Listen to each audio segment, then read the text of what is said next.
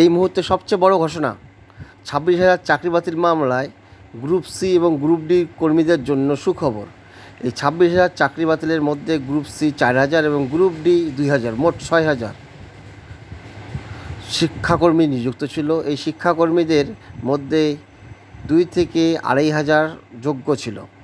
বাকিদের সিবিআই অযোগ্য বা কলঙ্কিত বলে চিহ্নিত করেছে। সেই প্রেক্ষাপটে সুপ্রিম কোর্ট 26,000 চাকরি বাতিল ঘোষণা করেছিল এবং 31শে ডিসেম্বর পর্যন্ত শুধু শিক্ষক ছাড়া এদের গ্রুপ সি এবং গ্রুপ ডিদের কোনো কাজের সুযোগ ছিল না।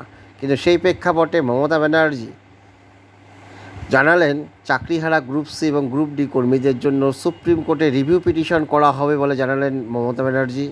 যতদিন মামলার নিষ্পত্তি না হচ্ছে তখন চাকরিহারা গ্রুপ সি কর্মীদের প্রতি মাসে 25,000 টাকা ও গ্রুপ ডি কর্মীদের 20,000 টাকা করে দেওয়া হবে বলে জানালেন সিএম। মমতা বললেন, সবার যাতে চাকরি থাকে সেই বিষয়টা আমরা দেখব। সোশ্যাল সিকিউরিটি স্কিম মারফত এই টাকা দেওয়া হবে, কোনো ভাগাভাগি করছি না। ধন্যবাদ।